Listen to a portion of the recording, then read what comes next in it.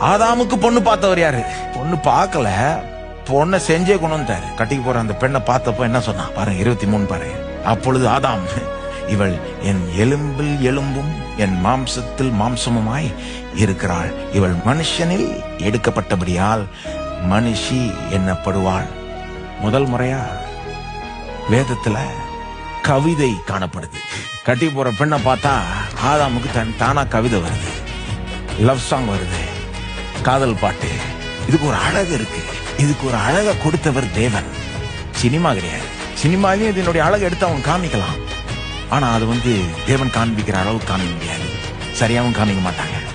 ஓவரா கொண்டு போயிடுவாங்க. இதுதான் எல்லாம், இது இல்லைன்னா ஒண்ணுமே இல்லை அப்படின்னு போயிடுவாங்க அவங்க. எலும்பில் எலும்பும் என் மாம்சத்தில் மாம்சம்னா என்னில் ஒரு பங்கு அவள். She is a part of me. அவள் வேற யாரோ கிடையாது, என்னில் ஒரு பங்கு.